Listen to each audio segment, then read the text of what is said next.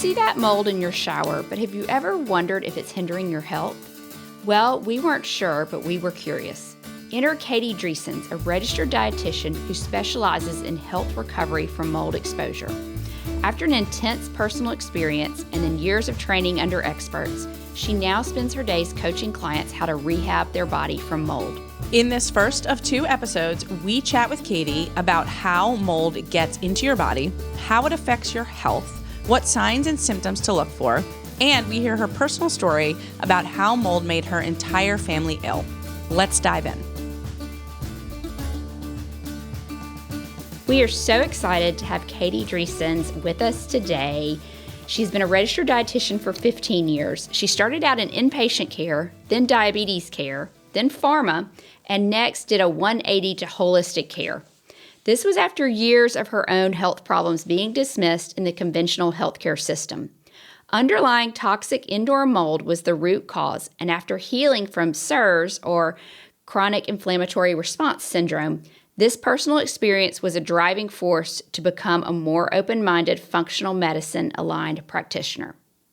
She went on to complete Dr. Jill Krista's training and is also the only shoemaker proficiency partner in the country who is an RD. Years later, she has cared for hundreds of patients who have been mold impacted, and she aims to keep being an advocate for those who have fallen through the cracks just like she did. Katie firmly believes that talking about mold-related health problems is not fear-mongering, but rather a necessity, as it is a real and evidence-based problem, even if it's not mainstream medicine yet. Awareness and credible info on mold-related illnesses getting out to the masses is crucial, as everyone knows someone whose health has been harmed from biotoxins like mold. They just haven't connected the dots yet. Katie, we are so excited to have you. This is a topic that we have been chatting about for a long time.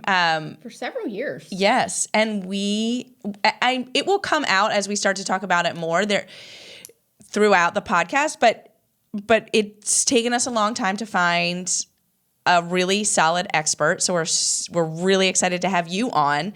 And then the other side of it is that we feel like, as non-experts on the topic, there's a lot of misinformation out there. And so it'll be really, really nice to kind of dispel those myths or feel like empowered to make some real decisions in our lives. Get some direction. Yes. So welcome. Thank you for coming on to the podcast. I am so honored to be here. I have so much to say about this topic, so thank you for having me. Great.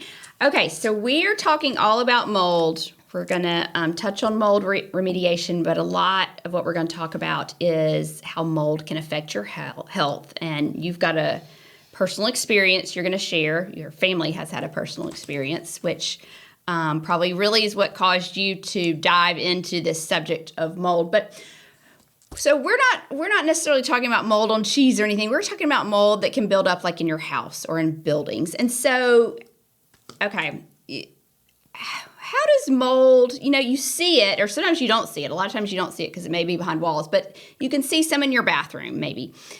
And we'll talk in a second about what's significant mold and what's not. But how does that mold, let's say that mold in your bathroom, how does that actually get in your body and affect your health? How does that work? If you're not even touching it, yeah. Yeah, no, that's a really great question, right? So mold is a biotoxin, and people always love to say, oh, well, mold's everywhere. And I do very much agree with that. Mold is part of the normal ecology. It can also grow in homes. And the $1 million question, though, I always love to say, because people that are very, what I call in mold illness denial, love to say, well, mold's everywhere. The question isn't if it's present or not. The question is, like you said, is it in clinically significant health deterring levels? And so we can absolutely, as humans, coexist with a little bit, right? There's a little bit growing in your shower because maybe you're not cleaning the shower well enough, or, like someone left something wet on the carpet and, something grows. That's usually not the problem. The problem is much more water damaged buildings where there is a moisture problem and it's growing on the joists in the attic, maybe because it's not ventilated well, or it's in the crawl space because it's a bare earth crawl space and it's too humid down there, or I could give a million scenarios. But so how does that come in? Because you're right. It's not food that for the most part is making us sick. Yes, there's like blue cheese, or you might have some mold on the strawberries. Most people aren't intentionally eating moldy foods, right? With the exception of cheese. And so most people, it's not the moldy food that's making us sick, right? It's what you're talking about. It's environmental exposures that are really significant. And that's what I really want to hone in on. So how does that make us sick, right? We breathe in about 3,000 gallons of air. And, if that is really concentrated in spores, I guess I should clarify, 3,000 gallons per air per day. And if there's a lot in the home and you just keep breathing that in, okay, it goes in through the nose, can cross the blood-brain barrier, go to the pituitary, start to suppress the MSH, and from there lead to a whole slew of chronic problems that I'm sure we'll get into all the details, but that's the main way. Okay, let me ask a question just to make sure I'm clear and for our listeners. So the mold that you may not see growing in your house releases spores into the air, and then you're breathing those in. Okay, I just wanted to make sure I was following you correctly. Okay. Yes, and so like 1 square inch of mold, right? Let's say, for example, our home, it was in our attic, it was in our crawl space, and it was down a wall from a leak in a roof. So we had multiple issues. 1 square inch puts off 1 million spores per day. Oh my gosh. And so most people, though, when they have water damage, right, it's not just a square inch in their house, it's covering the joists, it's behind whole walls. And so you're putting off, there's billions and billions of spores per day. And even though Western medicine loves to say, oh, you have a liver, you're detoxing, that phrase drives me crazy because our bodies have a finite capacity to innately metabolically detox, right? And no one's liver can handle that or keep up with that. And so I feel like they really like shut this down that, oh, well, our bodies can just process anything and everything. And that's not the case. If we're breathing in high levels, and that's just per day, it can really add up over time, and you can actually start to grow it in your nose, which I do nasal swabs on my patients. I had it growing in my nose. We can see it growing in your nose. Oh my goodness. Isn't that wild? Okay, there's so much I want to ask you. So the spores get in your body, then they release like a biological toxin. Is that how it starts to affect your body and your immune system? Yes, you can have the actual spores, right, can get in, but it's to your point, it's the mycotoxins, I think is what you're referring to, that really can make us sick because they're so much smaller and they can get into basically anywhere in our body. Hence why we call mold illness the great masquerader, and it can show up as so many signs and symptoms that often get diagnosed as something else, which is just a label. Oftentimes it's mycotoxins driving whatever the health problem is. And I'm not here to say that mold causes all health problems by any means, but oftentimes it is a mislabel or a misdiagnosis. And we experience that in all of all my family members. So do all types of mold that you see produce mycotoxins, or are there some that are like you hear a lot about black worse mold than others? Like that's the worst one, but is that really true? So in my experience, we actually didn't have black mold in our house. We had aspergillus and penicillium, and those are the molds that I've seen in hundreds of if not thousands of patients by this point in my career. Those are the molds that are much more in patients' homes than black molds, at least, of course, from the demographic of people I'm seeing. So all molds can cause problems, but you're right, black mold is what always gets the stage. And, if it's black, it can cause us harm. I would actually argue that aspergillus is the much more lethal mold that you're seeing, and it grows at a lower humidity than other types of mold. So in my experience, and if you talk to a lot of people that are in the SIRS and mold community in healthcare, it's aspergillus really that is the widespread threat to most people that's in their homes. And does that one have a different color? Yes, sometimes it's I think white, green. Yes, there's all different colors. And so I always tell people the color isn't the problem. It's just the fact that it's there, regardless of the color. And a lot of times we can't see it, right? Like the aspergillus, if it's white, or penicillium, it's not as obvious because sometimes it's fuzzy, right? And you might not see it the way black mold is very obvious. Yeah. And so people will look for black mold, but these ones are a little bit more stealthy, hence why I always say we have to test and not guess. Eyes and nose are not recommended inspection methods, but everyone's always like, well, I don't see it or smell it, I must be fine. No. I can show you thousands of patients that is not the case. I wish I'd known better earlier, but I don't think going forward I will ever buy a house without having it now tested for mold, and not with the home inspector, with outside testing. Wise woman. Yeah. Okay. Well, let's get so what I'm gathering is it's very common for houses to have some mold, especially if they've had water damage. We talked about a clinically significant amount. So how is that defined, or does it vary? And then this may kind of go along with it in some way. So I'll go ahead and put it out there, but you can answer the question separately. Are some people more susceptible? So could a clinically significant amount be different for different people?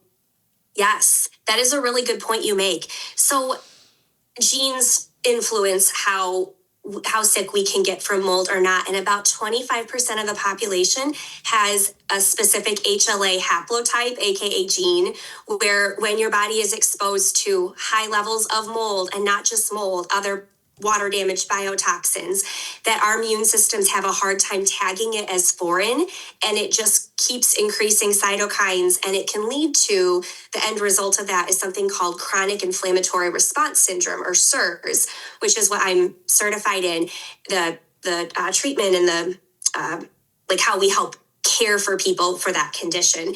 And anyways, yes, so genetics can very heavily influence it. However, eventually, if the mold is so bad in a home, anyone can get sick from it, right? And it's not just CIRS that's the downstream result of the exposure. There's so many things that mold can do to the body, depending upon the body's own constitution, infertility, asthma. I know we were talking about PANS, GI symptoms, neurological stuff. They're now tying it to MS, Alzheimer's. I mean, you can almost tie any condition to a high mold exposure. But you're right, some people get sicker quicker. And then how do we decide, to the people that are out there that say, oh, well, mold can't make us sick? Clinical significance, where do we draw the line, right? Because we should be able to co-evolve with, this normal part of our ecology. There are multiple ways to test a home. And this is where it gets frustrating for people, because there is not one black and white, like this is good, this is bad. It's kind of a spectrum, right? With almost anything in healthcare. There's air sampling. I am not a huge fan of air sampling, but I do see it as one tool. Part of my reason for that is we had multiple types of air sampling that showed our house had nothing. And so air sampling you have to be very careful with, because it can underdiagnose. Is that the ERMI test? The test called the ERMI, like ERMI, is that their one? The ERMI is what I recommend for my patients, and that is what is considered the most medically recognized test for screening a home. But we have to look at like the pros and limitations of this ERMI dust test, and it's so simple. You can order it online. Sorry, I didn't mean to jump ahead of you. Yeah, I'll give you the link, and you can put it in the show notes. But so in ERMI, it stands for Environmental Readiness Moldiness Index. And it's basically like how much mold per dust swab. And there's considered a normal amount and amounts that are health deterring. And so the Shoemaker Group, who Dr. Shoemaker is our mold illness pioneer in the country, who figured all this out in the 90s. And now there's thousands of studies to support all this for all of the mold illness deniers. There's literally thousands of studies. So an ERMI test, he defines anything as 2 or higher as clinically significant. A 2 in a home for an ERMI dust score is really low, and it's hard to get. I kind of tell my patients, if you're in the low single digits, that's pretty darn good. Definitely, though, double digits, 10, 20, 30. If you've got a high ERMI score, it's not a matter of if this will cause health problems. And so, especially for those with that certain HLA haplotype, their threshold is going to be so much lower, and they're the canaries in the mine that get sicker quicker. So go back to talking about how air sampling, other air sampling is typically not sufficient. So can you tell listeners a little bit about either what those tests are called, or what to kind of look for if somebody comes to their house to do some testing where they might not be getting the best options? Very good question. So air sampling, I'm not 100% against it. It just should be used with a grain of salt, because we have to think about an air sample. And I'm a board certified diabetes educator, so this is the analogy I give a lot. Air sampling is like one glucose reading, right?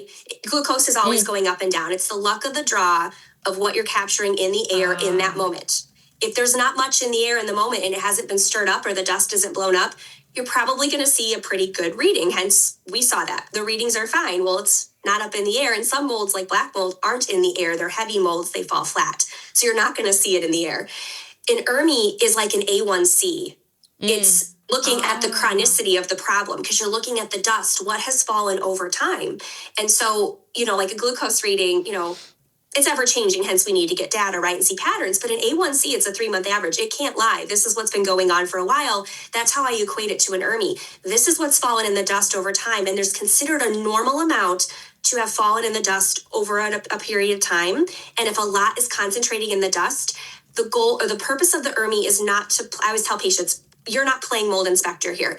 We're just screening the house with the ERMI. We're trying to find the what and how much. And if you've got mold in your house and it's in high amounts, we've seen what we needed to see. Our next steps are we need to get a professional out to find the where and the why. Got it. So interesting. And I love your analogy between the glucose and hemoglobin A1C and the air test and the ERMI. I was just looking, I actually had an ERMI test done on one of my former houses, and I was like, oh my gosh, I'm scared to see what it was. Because I remember getting it, and I was like, I don't know how to interpret it. But it says I was negative 0.6. That's really good. I know. So was this after the flashlight? Probably, no, this is probably before I bought the flashlight. Nightlight. The nightlight. Yeah, so right. But at least I only spent like $1,000, $1,500. It could have been a lot worse. It could have. Yeah. Anyway. The thing with those, I'll add on real quick, the UV lights, right? They're okay, but it's what I call downstream symptom whack-a-mole. It's treating like what's in the HVAC or whatever. But if you've got water damage somewhere else, like that thing's only gonna, it's like a bucket with a hole in the bottom. Okay, yeah, we're gonna keep treating what's in the HVAC system, but where is it at? You gotta fix the root leak, moisture, humidity problem.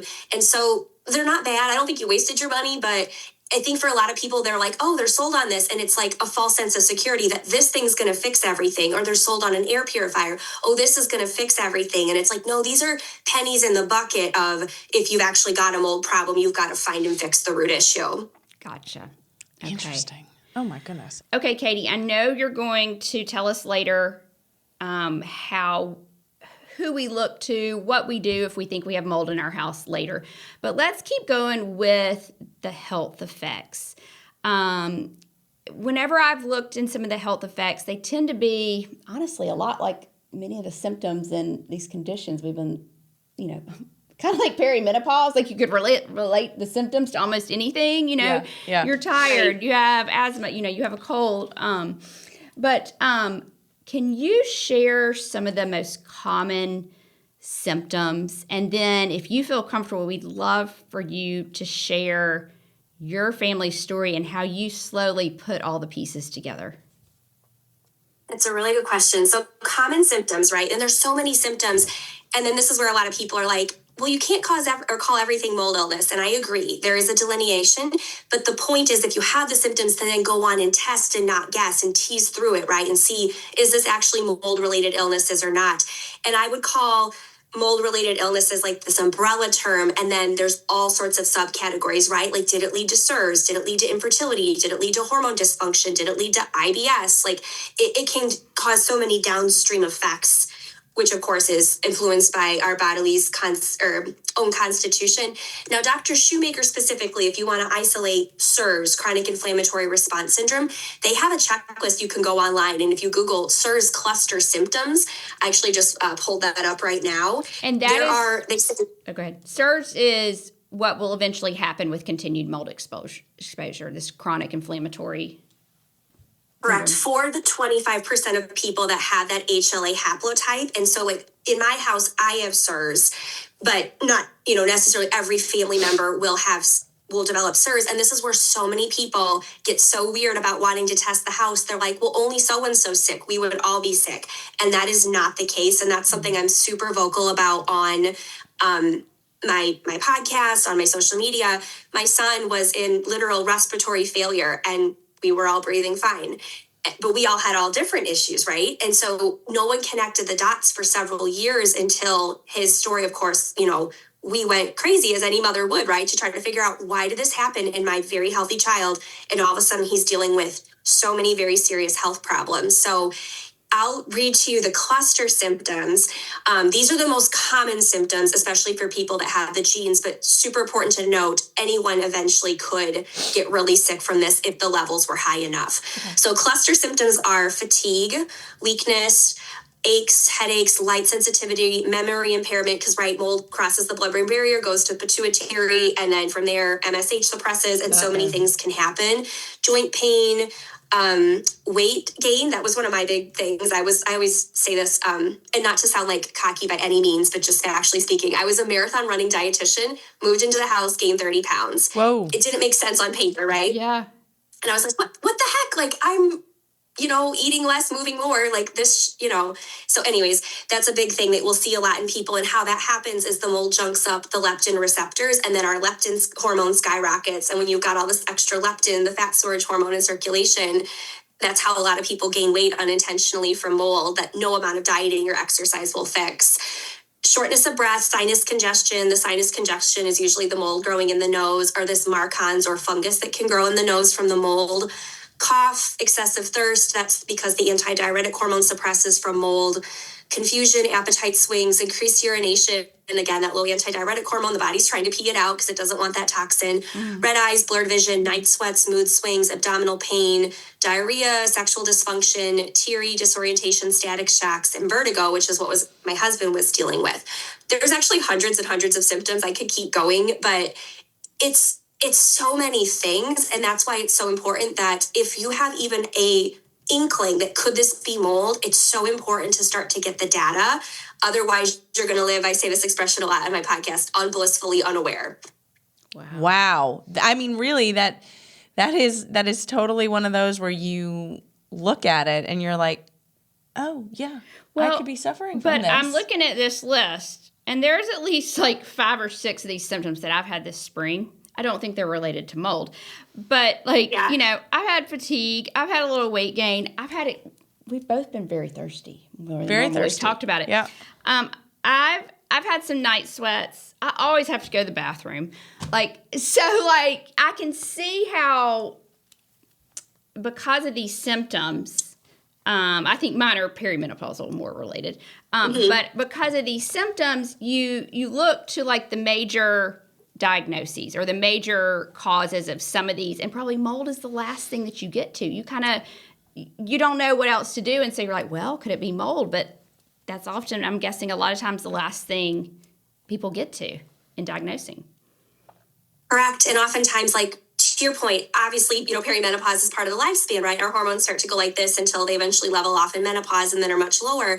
But mold can actually suppress certain hormones. So a lot of women that think they're in perimenopause in their 30s, it's not always the case. It's mold, but again, you have to tease it out and do the testing. Otherwise, you're right, it's anyone's best guess. And a lot of people that I think are a little hesitant to mold illness, and if that's what's going on, they're like, but I have seasonal allergies, or I was diagnosed with that. And I'm like, absolutely agree.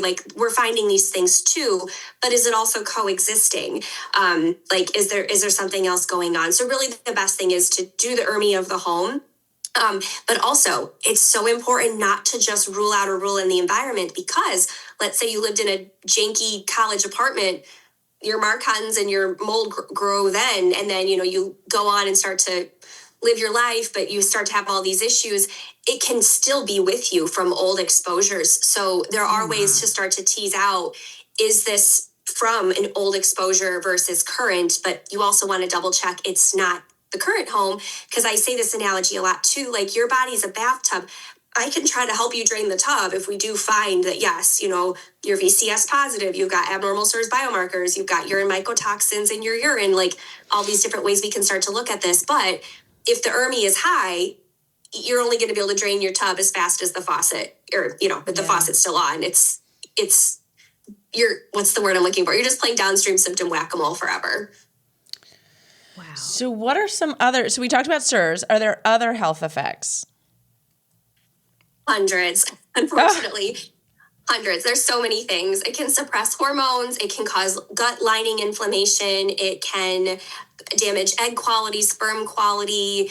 It can cause Alzheimer's, Parkinson's, MS. Wow. Can keep people stuck in the cycle of chronic Lyme. there are so many scenarios I could give, and it's just wild. My mind is so blown having personally been through this. And until it happened, and we had all of our different things. And now like my clientele almost all day, every day is mold illness, SIRS, MCAS, SIBO, all of these things.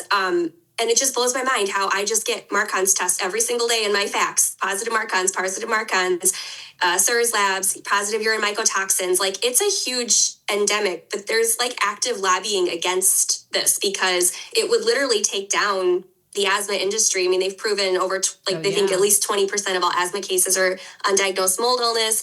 It would take down a lot of what's the word I'm looking for? Neurodivergence. Is it really neurodivergence or is it physiological issues?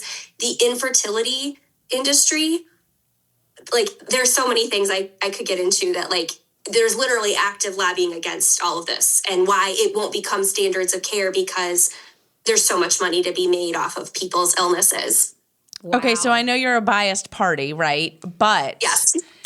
But do you feel like mold testing should be a standard of care? And if so, at what point in life should you really be doing this?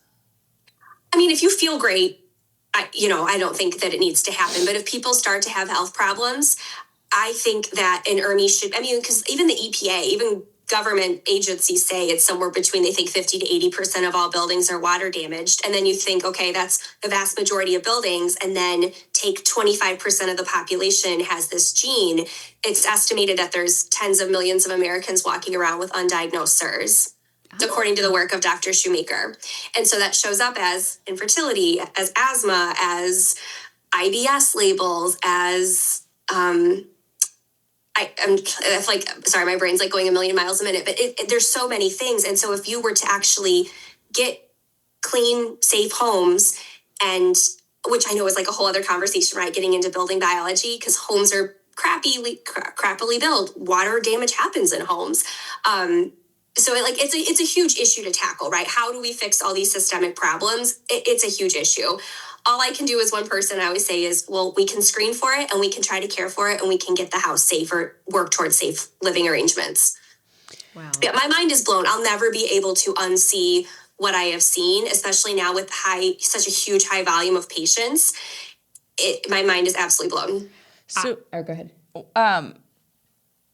Well, a couple questions. One is, what does it cost to get an ERMI test? And what does it cost to get a personal test, like a nose swab? I kind of want to do that. Yeah, it's a really good question. So an ERMI test is $240.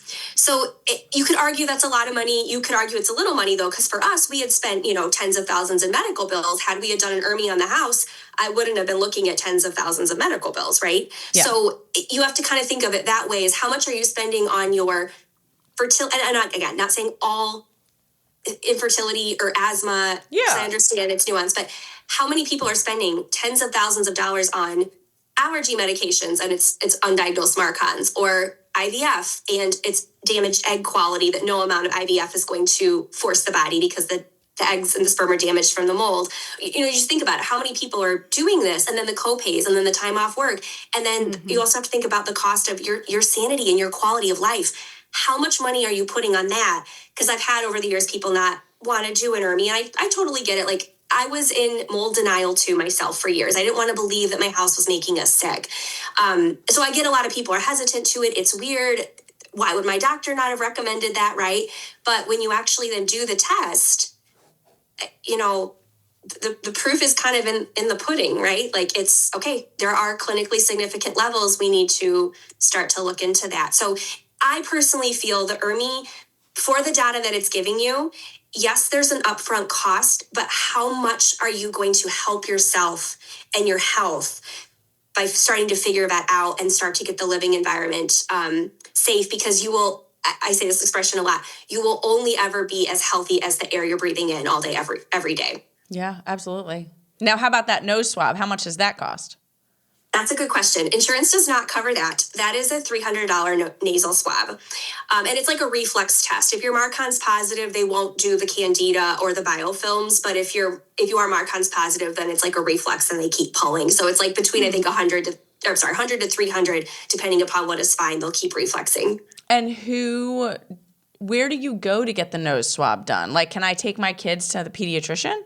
So I have an account with Microbiology Diagnostics, and I believe they're one of the only distributors of this test. The medical director is Dr. Joseph Musto, and you order the kit through them online. They drop ship it to you. You swab at home.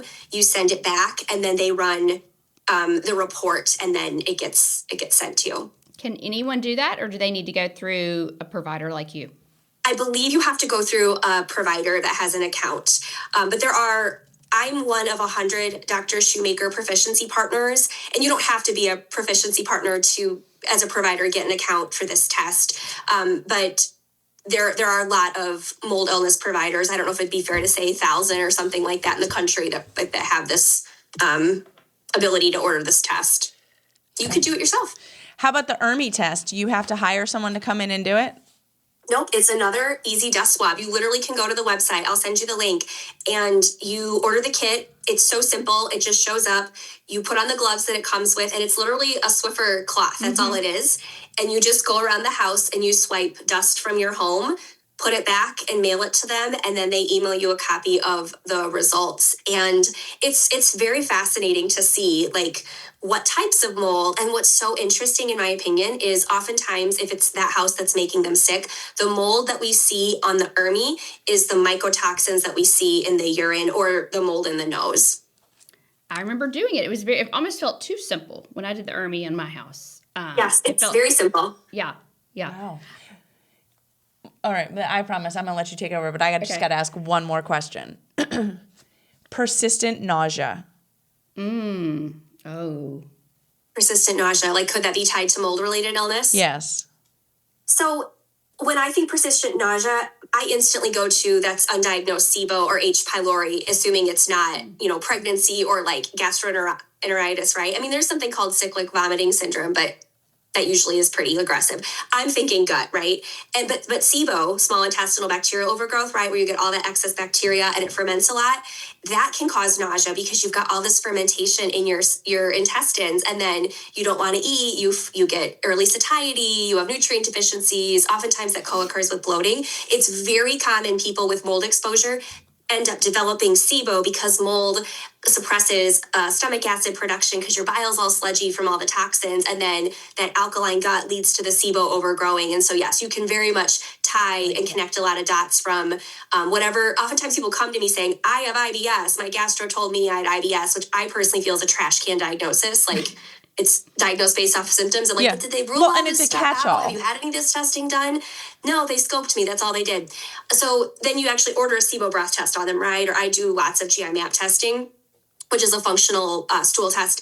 And then it's like, ding, ding, ding, it lights up. And it's like, I can't legally diagnose, but the doctor that reads the report says, yes, this meets diagnostic criteria for SIBO.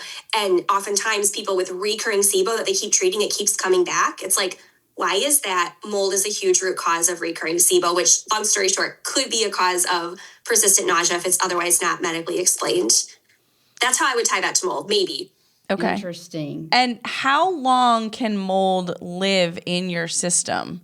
So, like, for example, like you were talking about, like, maybe you lived in like a janky apartment in college, and now you're, let's a functioning adult in the world. Like how long, does it persist to the point that you should be like, ooh, okay, yeah, that actually could be something that's going on? Oh, Marcon's is forever. If you don't find it and treat it, oftentimes people are walking around with recurring sinus infections. That's like, and even Mayo Clinic says 96% of recurring sinus infections are undiagnosed fungal burden in the sinuses, and that's mold illness. I actually just did a podcast with a very prestigious ENT who's like, oh yeah, all day, every day, I'm seeing recurring sinus infections. He's like, it's mold. Like that's what it is. And so he's doing like the fungal irrigation, and obviously can like see it up in the nasal passageway. Not everyone needs surgery, right? But a lot of people can be treated with over-the-counter or prescription intranasal sprays. But oh gosh, I'm like going so off on a tangent. I'm missing your question. Can it live forever? I would argue that if you have the HLA haplotype, once SIRS has been tipped off, it stays. You have to do the SIRS biotoxin pathway or the Dr. Shoemaker protocol to reverse the SIRS. Otherwise, your immune system is stuck in that loop. The MARCoNS, yes, it won't just magically go away. It has to be intranasally treated. So the silver lining in all this is it's not a condition, it's an illness. It all can go away. It just takes fixing the bodily dysfunction and correcting it. And then, of course, stopping the source and getting safe breathing air. And then you'll see so many labels dissipate. So Brierley's asking about the persistent nausea because she has a daughter who's in 5th grade who has had ongoing persistent nausea. She's been to GI doctors. She's been to several different types of doctors. No rhyme or reason. And my older daughter went through it at the exact same age. So could it have been maybe the girls when they were toddlers or infants, like in the place where they lived at that age, there was mold and they got it, and just now maybe like as hormones are starting to change, like it's coming about, or... It would be interesting to do that test on them or not, because some people... Oh, we're doing it. Sister. We're doing it. Some people, when you remove them from the environment, especially if they don't have that HLA haplotype, their body will, because if they don't have that, like gene, I don't know if the right word is mutation, but like variant or whatever you want to call it, their body over time, right, you are going to poop it out, because that's how, if you think about our main like detox pathways, right, from the colon to the intestines to the liver to the bile ducts to the lymph to the cells, and it all flows out. And so over time, right, your gallbladder, where oh gosh, I'm like trying to think like how to succinctly explain this, right? But everything comes into the body. Our bodies are always detoxing, right? I do agree with Western medicine. Yes, we're always detoxing, but there's so many things that convolute that those pathways. But if you left the environment, okay, so at least there's not new things being added to the bucket. Over time, yes, if you don't have that gene, you will start to just poop all those out via your bile acids, right? Because your gallbladder contracts, bile flows through, goes through the intestines, and then 5% every bile movement you have, those toxins detox out, and then the 95% recirculate back through. And so every time you have a bowel movement, yes, some will start to come out. But the question is, if it's SIRS or not, the immune system is going to keep staying looped. But people that don't have SIRS, over time, yes, you likely could keep pooping everything out, all these mycotoxins, with the caveat, though, that if it's here growing in your nose, you yourself are the moldy house. We have got to remediate that and stop the source, right? Yeah. What about... I said, Carolyn, I was going to let you talk, and then I just keep going. Maybe this is the end of my questions. I think you have 2 new clients, by the way, sitting here. Have you seen an association between this haplotype that you're talking about and MTHFR? Okay, can I add on to that question? I was going to ask you about the MTHFR yes, gene I asked variant. Something you wanted to know. Yes. Because I have it, and I know my kids have it. I haven't had them tested. I have one mutation or variant. Just having that by itself without the HLA, I know I'm not a good detoxer because of that. Mm-hmm. Does that make me kind of like what an HLA gene variant person, like more susceptible? Great question. So there are 2 separate things. I would say, like with MTHFR, right? Like it's impaired like methylation, and it's like more like the liver, right, is struggling to process and detox. So I would say it's more like localized, if you want to say it, where the HLA thing, I would say is, I don't want to say worse. I'm trying to find like a good way to say it, but like, yes, to your point, if you have the MTHFR, you do generally have a harder time metabolically detoxifying. So yes, people with that, and that's like way more common, right? We think that's 40 to 60% of all people. So that also can be a barrier to detoxing. And I think, though, that's way less studied in regards to like mold illness, and SIRS is very, very studied. So I don't know that there's like a ton of research to support that, but we do know in general, right, we can make some inferences. If people have that, yes, they're going to have a harder time with mold or any sort of toxin or biotoxin. Interesting. Wow. Mm-hmm. And like the MTHFR, a long time ago, I just did 23andMe, and then later I figured out I could pull the raw data and figure out some of these gene variants. I don't know what the newer tests are where you can get your genes and see your gene variants done. I haven't looked into them lately, but is this HL gene variant something that if you do have your DNA tested, your genetics tested, that is commonly on a report? Okay. I don't know if it's on the 23andMe, but you can self-order it from a website. You don't need a doctor's order. They like True Health distributes this, and I think Life Extension. So basically, some online like wholesale lab distributors you can go to, and you can order it. And I have it like in my blogs, hyperlinked and stuff like that. But I think it's $229, so it's not horribly expensive to figure out your haplotype. Reading the report is the hardest part, but there's like software systems and stuff you can run the report through, and it'll tell you this is your haplotype. And basically it's saying like you're multi-susceptible is one haplotype, meaning any biotoxin will make you really sick. There's Lyme specific haplotypes that if they have Lyme, they're going to have a harder time dealing with Lyme disease and being able to resolve that.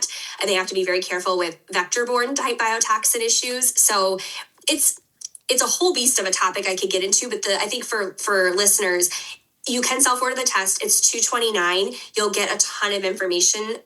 You'll probably have to see someone that knows how to interpret it and what to do with that information. But basically, I have had so many women specifically cry when we get this back because they're like, my partner or my husband's like, not saying like they're abusive by any means, but like, you're crazy. Like this house is not making you sick. Like, I think this is in your head, or doctors even saying, oh, this is in your head. Like these people are fine, but like you're struggling. And when you pull that report and you see that gene and it's like, no, my body cannot handle, my threshold is so low, and it's why I'm getting sick and why I'm having all these problems, and you guys are seemingly fine. So there's a lot of validation in getting that report done. Like I said, I've had so many women like just sob. They're like, I'm not crazy. Like this makes so much sense. Okay, let's get into, I know everybody, people are nosy. I am. I want to hear your personal story and how you figured it out and put the pieces together. And then we will get to treatment and then talk about the home, what to do if you have a mold issue, who do you trust, that kind of thing. So, gotcha. Okay. So my story, it's long. I'll try to keep it concise to the bullet points. But so we moved into this home. Actually, I'm still in it. And we'll get to that in a little bit. But moved into this home.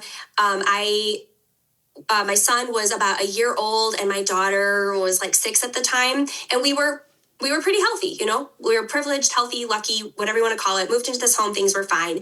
And my son was the first canary in the mind. And I will generally say the smaller the person, the more impaired detoxing, you know, their threshold for handling things is a lot less, right?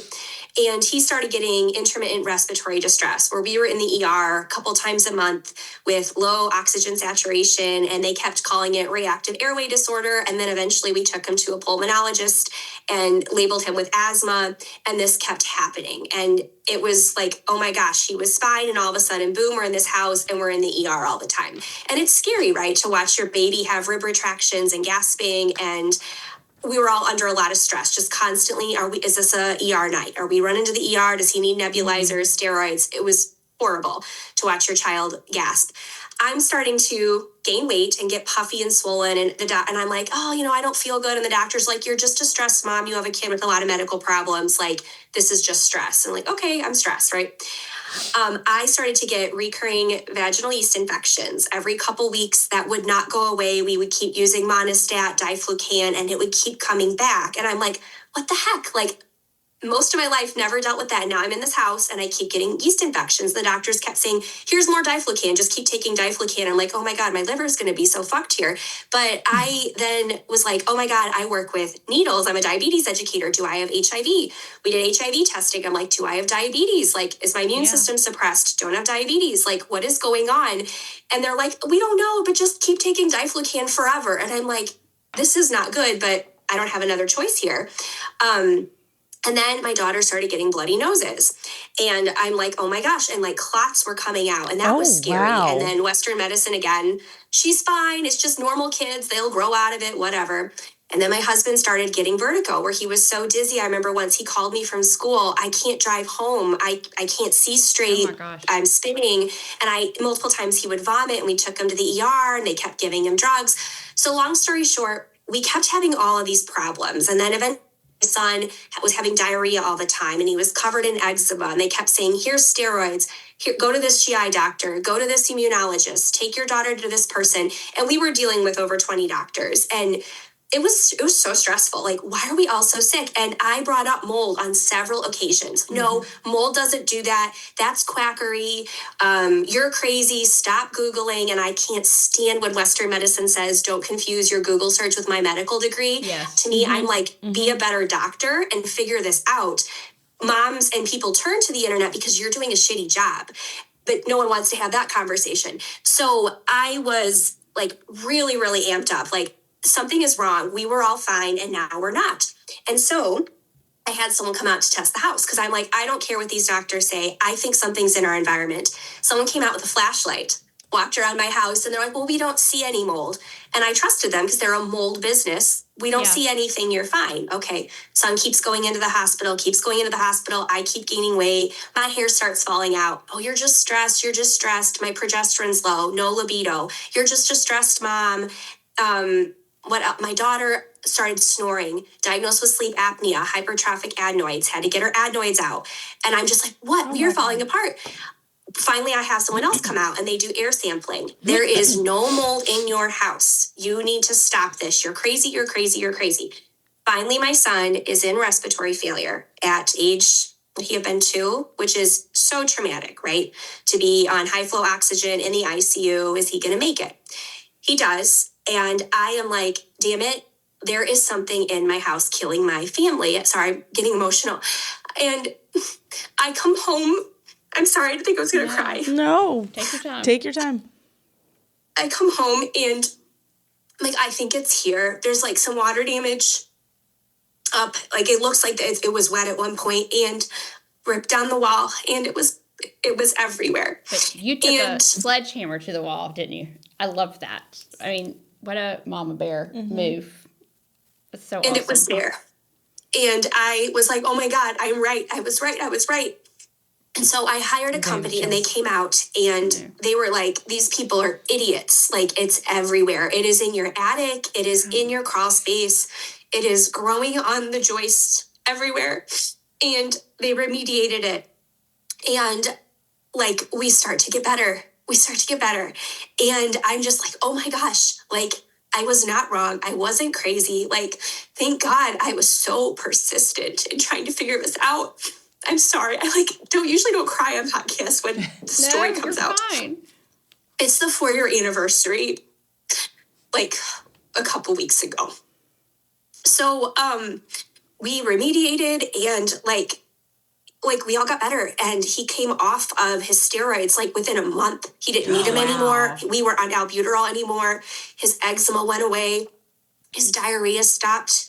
I had to go pick him up from daycare every few weeks or every couple days because they're like, he's pooped 10 times. Like, he has diarrhea. And I'm like, and 3 GI doctors kept telling me, you're crazy. Like, this is just normal kid stuff, whatever. His diarrhea went away. My daughter's nosebleed stopped. My husband didn't need his meclizine anymore for the vertigo.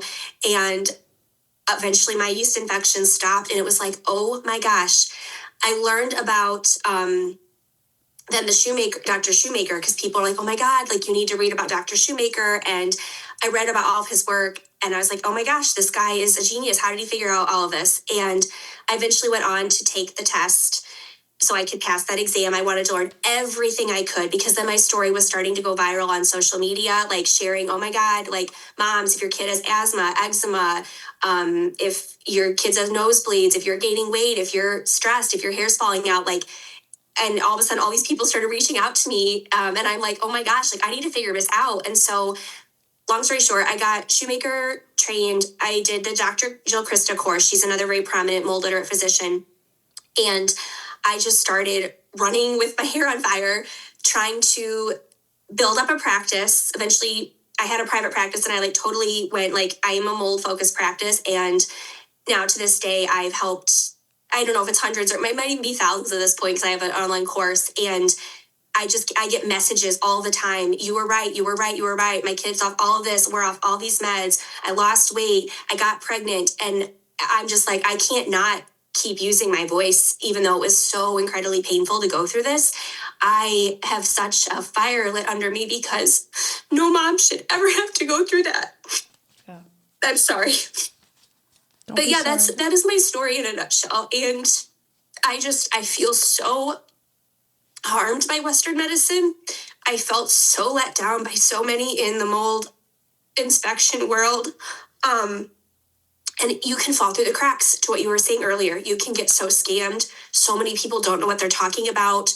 And I was like, I'm going to learn everything I can. So here we are today with me, like, still emotional, but like, it's been really hard, right? Dealing with all this. And I still obviously am very passionate about this because I want to help people. And I have a voice. And so I felt like I've been called to use it. That's awesome. Oh my gosh. I mean, not that it happened to you, but just the whole story. I can relate similarly with my kids' condition because it's not known and they make you feel really stupid. And, you just have to trust your gut and keep pushing. And yeah, when I talk about it, I can get emotional too. It's hard, right? They're your babies. You'll do anything for them. Yeah, and I just hate that, I was told by the head of neurology that there was nothing wrong with my child, that it was my parenting. And that was just kind of my last straw. Talk about lighting a fire under a mom's butt. Katie, your story is beautiful. I was getting the chills literally when you were sharing everything the sledgehammering of the wall and finding the mold. And so thank you for being so vulnerable and open with us and with our listeners. You are a wealth of information, so we are going to wrap up this episode, and we are going to bring you back to talk about how to treat your physical health and how to remediate your home if and when you experience mold in the house. But thank you. Truly. Absolutely. I'm happy to help. We got to get and empower as many mamas out there as possible to feel unheard, unseen, gaslit, because your intuition was given to you for a reason, and lean into it is what I always tell my patients. Yeah. And we're putting everything Katie mentioned that she said, I have a link to that, we're putting in the show notes. And then check out part 2 where she tells us how she is rehabbing her health and her family's health still, and what to do. Thank you so much for joining us for the Happy Eating Podcast. I'm Brierley Horton. And I'm Carolyn Williams. If you liked this week's episode, then don't forget to rate and leave us a review on iTunes. And be sure to hit the subscribe button so you'll never miss a new episode. We can't wait to have you back at our table next week for a brand new episode. Bye. The contents discussed in the Happy Eating Podcast, such as advice, studies, text, graphics, images, and other material discussed or presented on the site or podcast, are for informational purposes only. Content is not intended to be a substitute for medical advice, diagnosis, or treatment. Always seek the advice of your mental health professional or other qualified health providers with any questions you may have regarding your condition. Never disregard professional advice or delay in seeking it because of something you have heard on the Happy Eating Podcast. If you are in crisis or think you may have an emergency, call your doctor or 911 immediately. If you're having suicidal thoughts, call 1-800-273-TALK, that's 8255, to talk to a skilled trained counselor at the National Suicide Prevention Lifeline. If you are located outside the United States, call your local emergency line immediately.